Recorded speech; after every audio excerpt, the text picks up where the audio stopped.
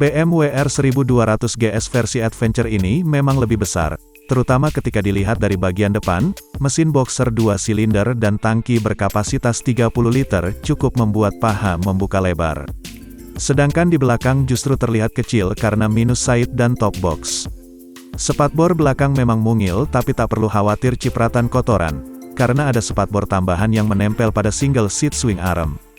Sebagai motor adventure, motor ini dibekali 5 pilihan riding mode, yaitu traction control, ABS, cruise control sampai hazard, lalu ada juga auto lamp dan fog lamp. Agar tetap nyaman saat riding dalam kondisi dingin seperti saat hujan, grip heater yang punya 2 tingkat panas sudah tersedia. Motor ini dilengkapi dengan windshield adjustable, yang masih manual dengan cara memutar knob. Untuk menyalakan tidak lagi dibutuhkan anak kunci, karena sudah pakai keyless. Membuka dan mengunci setang cukup tekan dan tahan tombol, sedang untuk isi bensin harus dalam kondisi kelistrikan off, baru tutup tangki bensin bisa terbuka dengan cara mengangkat tuasnya. Speedometernya besar, kombinasi perpaduan analog dan digital, penunjuk kecepatan dan penunjuk RPM dibuat analog dengan namun tetap jelas terlihat. Bagian digital dibagi menjadi 3, yang pertama ada full meter, posisi gigi, mode berkendara dan jam.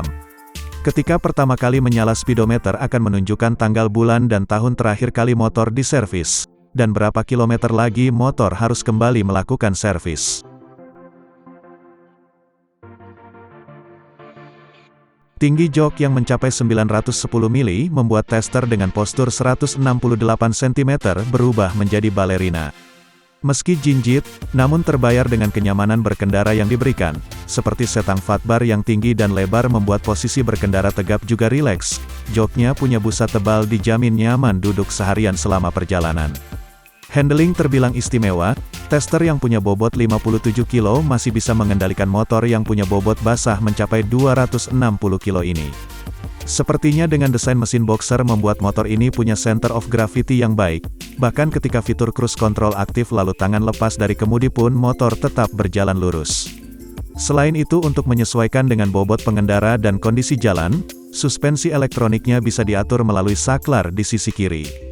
Pilihannya ada soft, normal dan hard yang bisa dipilih dalam kondisi motor melaju. Ada juga pilihan untuk menyesuaikan bobot lainnya seperti ketika riding sendiri, yang dilengkapi box atau berboncengan. Settingan ini akan mengatur ketinggian suspensi motor agar tidak amblas. Lalu yang juga istimewa adalah konstruksi suspensi depannya yang disebut telelever suspension khas BMW. Boxer engine berkapasitas 1170 cc ini ternyata sangat bersahabat dengan kaki. Sama sekali tidak terasa panas baik di paha ataupun betis. Ternyata karena kipas radiator membuang hawa panas melalui sisi samping tangki bahan bakar. Dibekali 6 percepatan, namun tiap perpindahan giginya sedikit kasar, karena selalu ada bunyi keras dan belum dilengkapi quick shifter.